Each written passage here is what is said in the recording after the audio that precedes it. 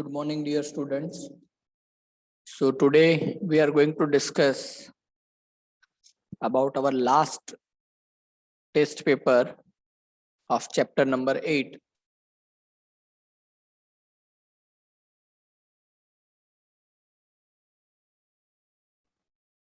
So the first question of this test paper is, which of the following immunoglobulins does constitute the largest percentage in human milk?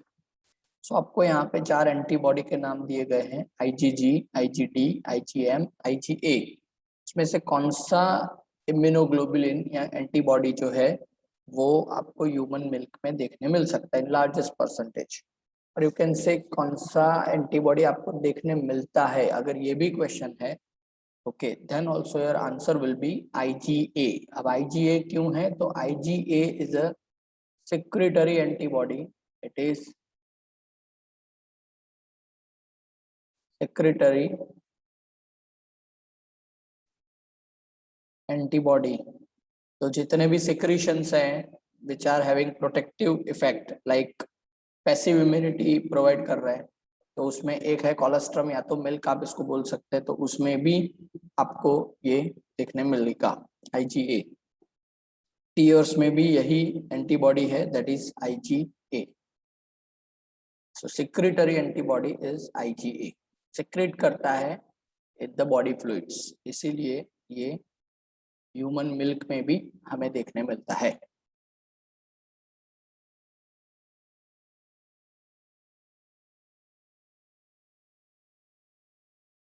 Now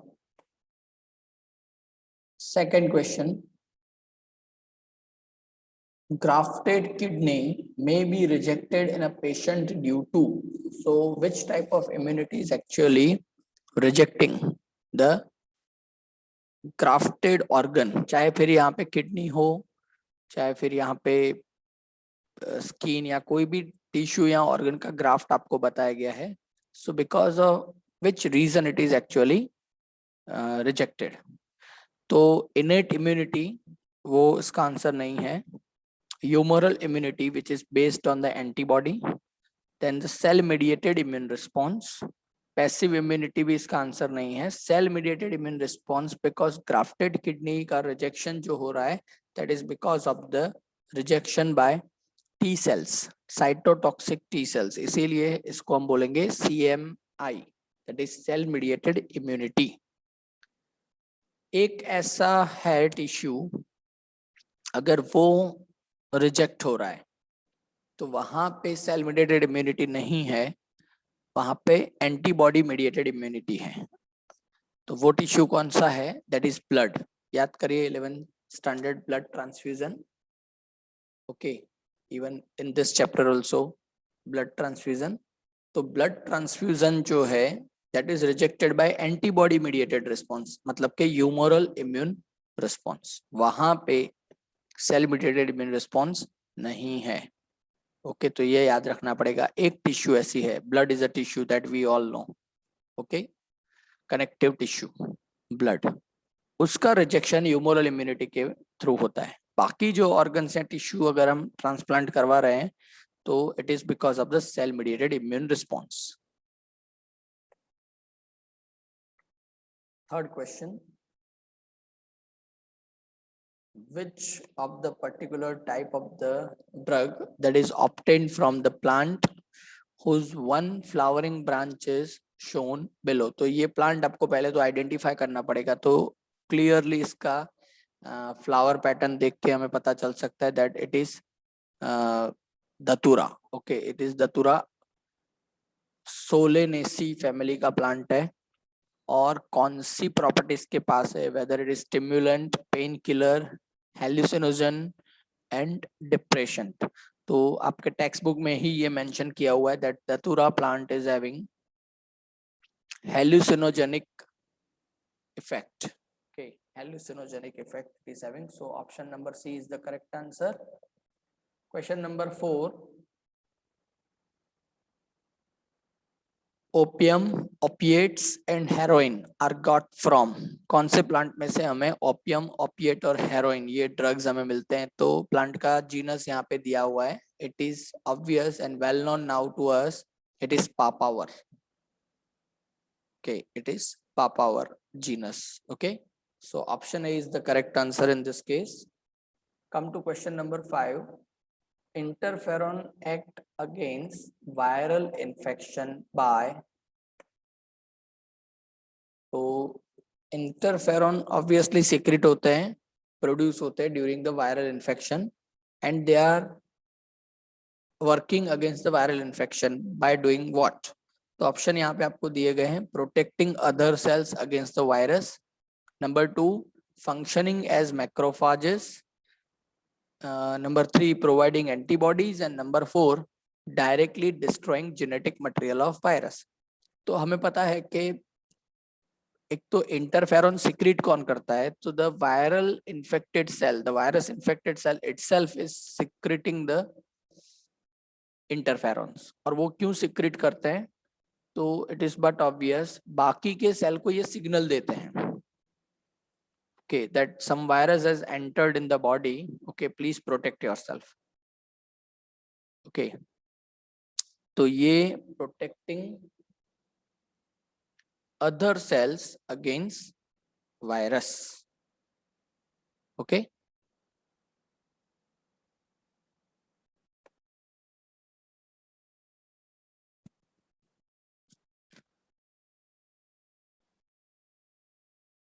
now which one is incorrectly matched? okay, इसमें से कौन सा option जो है वो incorrectly match है? Cocaine, तो cocaine में से हमें कोका ड्रग्स मिलते हैं, ओपिएट तो हमें पापावर से मिल रहे हैं. बांग is not analgesic, it is having hallucinogenic effect. Morphine is not having hallucinogenic effect. okay, तो ये तीनों ही इनकरेक्ट है, cocaine, bhang and morphine. so the option D is the correct answer. okay, all of the above is the correct answer of this question, question number 6. come to question number 7. smack is a drug obtained from, smack, तो ये हमें ये भी पता है, it is obtained from, बहुत common है इसलिए हम बाकी के ऑप्शन को डिस्कस नहीं करेंगे. स्मैक एक नाम है किसका? तो मॉर्फिन का एक दूसरा नाम है तो लेटेक्स ऑफ पापावर सोमनीफेरम, क्योंकि मॉर्फिन जो है वो पापावर से हमें मिल रहा है, right? So latex of the papaver somniferum, that is the correct answer. Question number 8.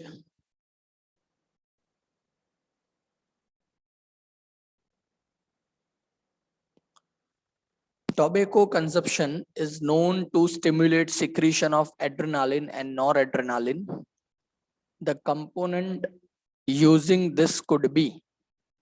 Okay, बहुत कॉमन है इसमें और कुछ सोचना ही नहीं है. The option is nicotine, the most prominent chemical which is present in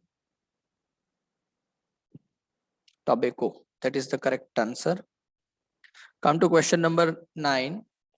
Heroin is commonly called as, that is smack. Just now we have discussed, okay, heroin, which is commonly known as smack. okay, opium, heroin, okay, ये सभी related compounds हैं, एक ही plant से मिल रहे हैं, सिर्फ उनका chemical structure में थोड़ा थोड़ा डिफरेंस है. okay, so option number C, smack, is the correct answer. come to question number 10. which compound is formed by acetylation of morphine? तो मॉर्फिन का अगर आप एसिटाइलेशन कर रहे हैं तो आपको कौन सा कंपाउंड मिलेगा? So obviously it is heroin. Okay, Papaver somniferum के ही ये कंपाउंड है. Question number 11. Marijuana is extracted from, कौन से प्लांट से हमें मैरिजुएना ये ड्रग मिल रहा है? Marijuana drug is actually used by or abused by, you can say, sports person. okay, तो dried leaves and flower of hemp plant. Okay, that is the correct answer. Dried leaves and flower of the hemp plant. Okay, that is the correct answer. देखिए यहाँ पे confuse करने के लिए roots of the hemp plant भी है, लेकिन वो नहीं आएगा. Correct answer is leaves and inflorescence, ये हमें पता है.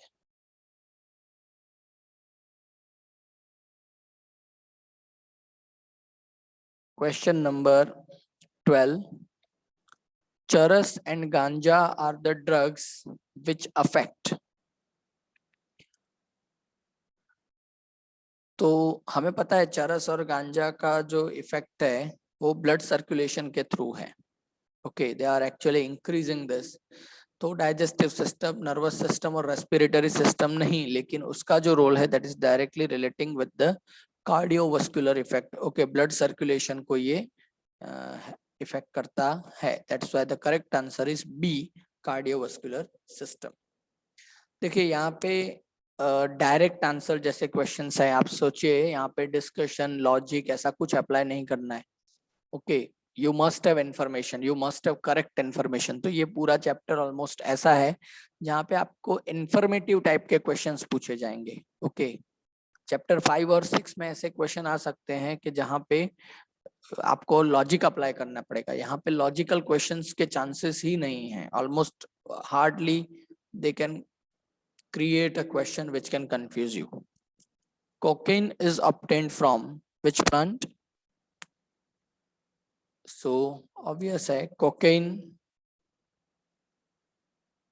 is obtained from Erythroxylum coca. It is obtained from Erythroxylum coca. Okay, इसके नाम में ही है तो बहुत कुछ सोचने की जरूरत ही नहीं है, हमारे पास आंसर ऑलरेडी है.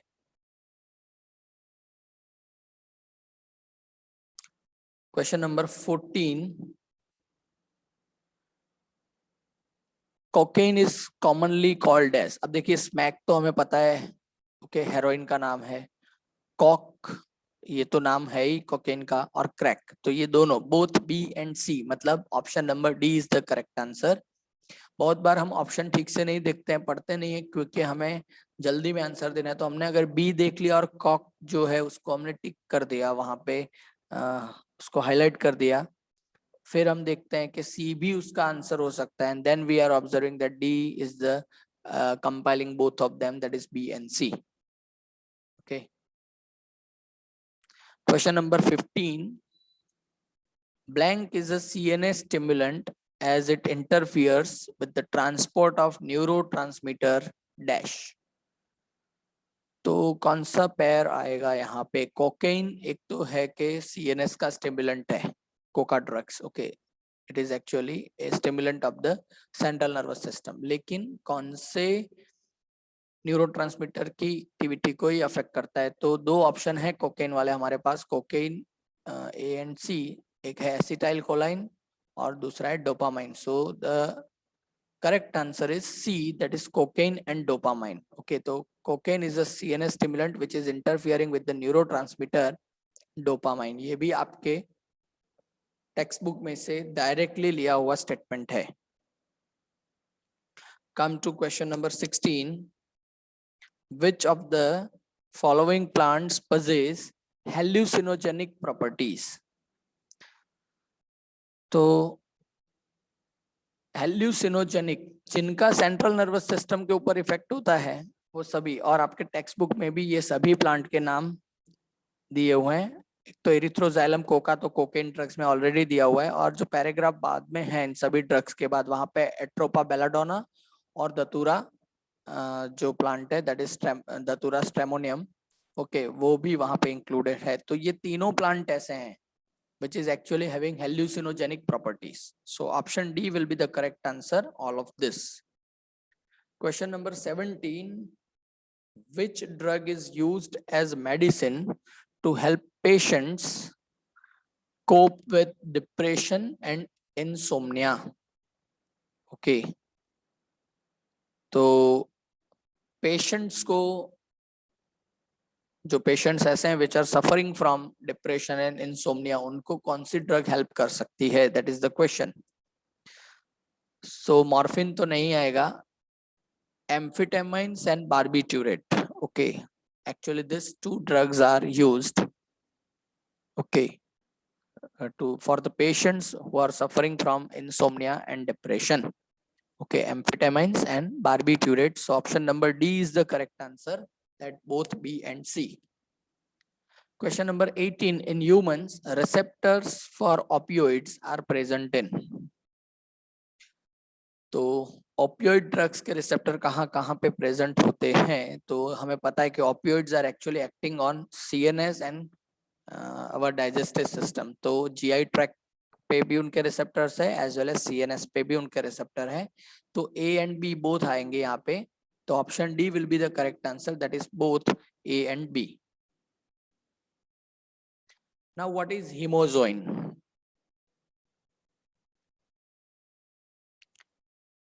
तो ये हमें पता ही है, hemozoin is actually produced when there is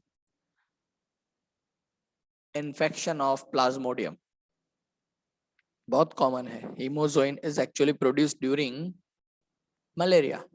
So यहाँ पे plasmodium वाला एक ही ऑप्शन है, that is toxin released from plasmodium infected cells. So hemozoin और कुछ नहीं, it is toxin which is released of the plasmodium infected RBCs. Okay, और उसी की वजह से hemozoin की इफेक्ट क्या होती है? Chilling strokes. ओके, तो जो पर्सन है जिसको ये प्रॉब्लम हुआ है, राइट, मलेरिया हुआ है, और उसको हमें पता है चिलिंग स्ट्रोक्स होते हैं, मतलब बुखार भी आता है repeatedly with the chilling effect. Okay, now question number 20. One of the following is not the causal organism for ringworm. Okay, ringworm fungal, तो बहुत कॉमन आंसर है इसका. माइक्रोस्पोरम तो एक फंगस है ही. Trichophyton which is also affecting for the ringworm. Epidermophyton that is also. तो A B C तो है ही इसके कॉजेटिव एजेंट्स या ऑर्गेनिजम्स रिंगवर्म के लिए. एक जो है मैक्रोस्पोरम जो है, that is the incorrect answer over here. मतलब ये आंसर यहाँ पे आंसर ये ऑप्शन डी जो है आंसर बन रहा है आपका. It is not the causal organism और causative agent for the ringworm. Question number 21. Which of the following factors affect human health? Okay, तो बहुत अच्छे से इसको सोचना था. तो इन्फेक्शन तो ऑब्वियसली ह्यूमन हेल्थ को अफेक्ट करते ही हैं. जेनेटिक डिसऑर्डर भी अफेक्ट करते हैं. लाइफस्टाइल बेस्ड डिजीज भी हैं कुछ, जैसे कि कैंसर और डायबिटीज. अब 3 तो है, मतलब 1, 3 एंड 4 तो आ सकते हैं. अब साइलेंट म्यूटेशन है, लेकिन ये अफेक्ट नहीं करेगा. क्यों अफेक्ट नहीं करेगा? क्योंकि साइलेंट म्यूटेशन है, एक्सप्रेस नहीं होगा, इसीलिए ये अफेक्ट करने वाला नहीं है. तो आपका करेक्ट ऑप्शन ये बनेगा जिसमें 1, 3 और 4 है. तो option number C is such type of answer, 1, 3 and 4. That means C is the correct answer. Question number 22. The antibody which can cross placental barrier, बहुत कॉमन है यहाँ पे. It is IgG. Option D is the correct answer. Okay, it is IgG which can cross placenta. Question number 23. A protein or polysaccharide molecule that stimulates antibody formation. ऐसा कोई protein या polysaccharide जो antibody production को activate करता है, तो हमें पता है उसको हम क्या बोलते हैं. It is antigen. Option A is the correct answer. Okay, यहाँ पे अगर ऐसा भी लिखा हो which can stimulate your immune system, तो भी आंसर आएगा एंटीजन. सिर्फ लास्ट वर्ड चेंज कर सकते हैं, which can stimulates your immune system, तब भी आंसर आएगा antigen. Question number 24. Which form of pathogen is used in vaccination? Okay, तो activated and strong pathogenic antigen तो हम यूज नहीं कर सकते. एक्टिवेटेड मतलब लाइव है और फुल फॉर्म में वो इन्फेक्ट कर सकता है. स्ट्रॉन्ग है तो उसको तो हम इन्फेक्ट कर वैक्सीनेशन के लिए यूज नहीं करेंगे, क्योंकि वो तो एक रियल इन्फेक्शन हो जाएगा. तो ए तो नहीं आएगा. B, inactivated and weakened pathogenic antigen, तो यस इसको हम यूज कर सकते हैं, क्योंकि ये इनएक्टिवेट हो चुका है, वीक हो चुका है. वो सिर्फ इम्यून सिस्टम को एक्टिवेट करेगा, बॉडी को डैमेज नहीं करेगा। तो B is the correct answer. C और डी को भी देख सकते हैं, hyperactive and strong pathogen, तो वो तो वही हुआ एक्टिवेटेड एंड स्ट्रॉन्ग पैथोजन, तो उसको भी नहीं यूज सकते हैं। प्री फॉर्म्ड एंटीबॉडीज, देखिए वैक्सीनेशन में एंटीबॉडी नहीं ऐड करने होते हमारे बॉडी में। Okay, we have to create artificial active immunity through vaccination, और एंटीबॉडी अगर हम इंट्रोड्यूस कर रहे हैं तो फिर वो तो पैसिव इम्यूनिटी हो गई। Vaccination is a kind of active immunity, तो एंटीबॉडीज हम पहले से ऐड नहीं करेंगे। ओके, तो ऑप्शन डी भी यहाँ पे आंसर नहीं बन रहा है, so option B is the correct answer. Question number 25, during the life cycle of plasmodium sexual reproduction takes place in which of the following host? Okay, तो प्लाज्मोडियम का सेक्सुअल रिप्रोडक्शन कहाँ पे होता है? तो यहाँ पे हमें पता ही है, सेक्सुअल रिप्रोडक्शन जो उसका हो रहा है that is in the female anopheles mosquito host, और वहीं से फिर हमारे बॉडी में स्पोरोजॉइड फॉर्म में ये इंट्रोड्यूस होते हैं, that is female anopheles mosquito. Option B is the correct answer. 26, which drug is being excessively taken by some sports person nowadays? Okay, तो cannabinoids, ये हमें पता है, cannabinoids are actually the drugs which are used by some of the sports person to increase or to improve their performance. 27, use of vaccines and immunization programs have controlled which of the following infectious disease? Okay, तो vaccination polio के against में भी होता है, tetanus के against में भी, diphtheria and pneumonia. यहाँ पे स्पेलिंग मिस्टेक है, एच नहीं है, ये एन है। तो इन चारों के अगेंस्ट में वैक्सीनेशन ठीक से हो रहा है, और उसी की वजह से इन सभी डिजीज को हम कंट्रोल कर पाए हैं। तो answer will be both A and B. Okay, come to question number 28, which of the following cells actively participate during allergy? Okay, allergy response, तो ये मैंने पूरा पाथवे आपको पढ़ाया था। एलर्जी रिस्पॉन्स में कौन से सेल एक्टिवेट होते हैं हमें पता है, आप उस लेक्चर को भी देखिएगा जहाँ पे मैंने एलर्जी का पूरा पाथवे आपको ड्रॉ करके पढ़ाया है। तो उसमें जो मास्ट सेल्स हैं, IgE is going to bind on the mast cell. Okay, तो उसमें जो मास्ट सेल है उसके ऊपर जाके IgE बाइंड होता है, और वही मास्ट सेल बाद में एलर्जिक रिस्पॉन्स के लिए हिस्टामाइन्स और सेरोटोनिन ये सब रिलीज करते हैं। So option C is the correct answer. Come to question number 29. Cancer cells do not exhibit the property of, common है ये, देखिए जनरेटिंग ट्यूमर्स ये तो उसकी प्रॉपर्टी है, मेटास्टेसिस ये भी उसकी प्रॉपर्टी है। Okay,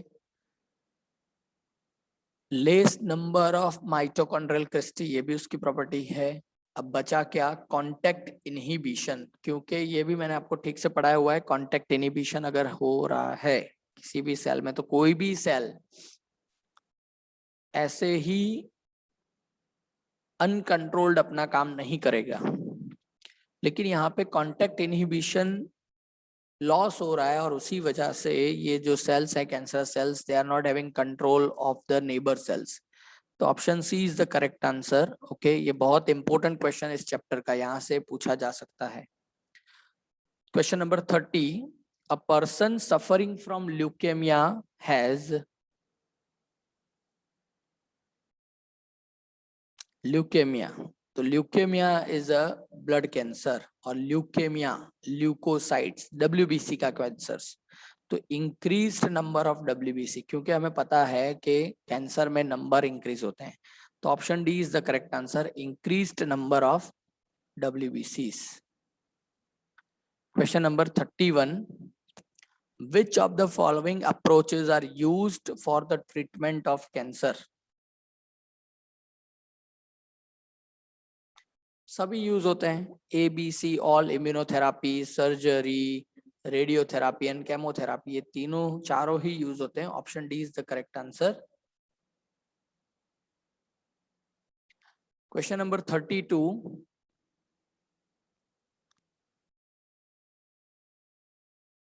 the substance produced by a cell in viral infection that can protect other cells from the further infection. ये क्वेश्चन ऑलरेडी आगे आ चुका है. It is interferon. सेरोटोनिन तो एलर्जिक रिस्पॉन्स में प्रोड्यूस होता है. कोलेस्ट्रम जो है वो फर्स्ट मदर मिल्क है. ओके, तो उसमें IgA एंटीबॉडी होता है. हिस्टामाइन भी एलर्जिक रिस्पॉन्स में प्रोड्यूस होता है. इंटरफेरॉन जो वायरल रिस्पॉन्स में प्रोड्यूस होता है. तो option C is the correct answer. Which of the following is not a lymphoid tissue? Okay, lymphoid tissue कौन सा नहीं है? स्प्लीन तो है, टॉन्सिल्स भी है, थाइमस भी है. So pancreas is the correct answer. वो lymphoid टिश्यू नहीं है, वो डाइजेस्टिव सिस्टम का ही टिश्यू या ऑर्गन आप उसको बोल सकते हैं. A person with sickle cell anaemia is, ये मैंने आपको डिस्कस किया था. It is less prone to malaria. उसको मलेरिया होने के चांसेस बहुत ही कम है. The person who is suffering from sickle cell anaemia. So option C is the correct answer. Which of the following disease is non communicable, जो spread नहीं हो सकता है. Okay, person to person. तो diphtheria is a communicable, flu is communicable, AIDS is communicable, only the cancer is non communicable disease. So option C is the correct answer. The term antitoxin refers to the preparation containing antitoxin. ये anti venom में हमने पढ़ा हुआ है, तो और anti टीटानस इसमें भी हमने पढ़ा हुआ है. So the correct answer is antibodies to the toxin. Antitoxin are actually antibodies against the toxin. तो इसमें भी कुछ ज्यादा लॉजिक अप्लाई नहीं करना है. B is the correct answer. 37. The pathogen microsporum responsible for ringworm disease in human belongs to the same kingdom as that of. अब यहाँ पे आप देखिए, tape worm, round worm, filarial worm, इसमें से कोई फंगस नहीं है. Okay, mould is a fungus. Mould मतलब उसका सिनोनिम है फंगस का. So option C is the correct answer. ये बाकी सारे तो जो हैं वो हेलमिन्स हैं. Okay, only option C is the correct answer, that is rhizopus which is a mould. Question 38. The drugs used to quickly reduce the symptoms of allergy are. आपका answer आएगा यहाँ पे ऑप्शन ए, एंटी हिस्टामाइन, क्योंकि histamine secrete होता है, उसको ही हमें suppress करना पड़ेगा. और एड्रेनालिन. ओके, एड्रेनालिन भी आप यहाँ पे देख सकते हैं. तो anti histamine and adrenaline is the correct answer. Okay, alpha interferon अगर आप दे रहे हैं तो वो वायरल के अगेंस्ट में है. ओके, हिस्टामाइन तो आप दे नहीं सकते. ऑलरेडी हिस्टामाइन को सप्रेस करने के लिए ही तो हमें ड्रग देना है एलर्जी रिस्पॉन्स में, और ऑल ऑफ अबो तो इसीलिए नहीं आ सकता है. So anti histamine and adrenaline is the correct answer. Question 39. The site where lymphocytes interact with antigens and proliferate to become effector cells are. Sites where lymphocytes interact with the antigen and proliferate to become effector cells. तो ये question है, इसमें indirectly आपको ये पूछा है कि कहाँ पे एंटीजन और लिम्फोसाइट्स की फाइट होती है, इंटरेक्ट कहाँ पे कर रहे हैं. तो ये होता है हमेशा सेकेंडरी लिम्फोइड ऑर्गन में. देखिए, प्राइमरी लिम्फोइड ऑर्गन का काम है इम्यून सिस्टम के सेल्स प्रोड्यूस करना, और सेकेंडरी लिम्फोइड ऑर्गन का काम है वहां पे इंटरेक्ट करवाना एंटीजन और सेल्स के बीच में. सो क्वेश्चन नंबर 39 का आपका आंसर आएगा ऐसे ऑर्गन्स के जो आपके सेकेंडरी लिम्फोइड ऑर्गन्स है, तो उसमें आएगा spleen and lymph nodes, then Peyer's, patches and tonsils. Okay, तो A and C is the correct answer. Now question number 40. Major factors that cause cancer are. Okay, तो यहाँ पे confusion create हुआ होगा कुछ students को. It is oncogenes and tumor suppressor genes. Okay, oncogenes अगर activate हो जाते हैं तब भी कैंसर होगा, और ट्यूमर सप्रेसर जीन इनएक्टिवेट हो जाते हैं तब भी कैंसर हो सकता है. Okay, so option B is the correct answer. So dear students, in this way we have discussed all the 40 questions of the last test we have just conducted. Okay, fine. So just correct your incorrect answers and concepts with this. And then also, if you are having any doubt, any queries or questions, you can call me, you can WhatsApp me. Fine. Have a nice day and stay safe.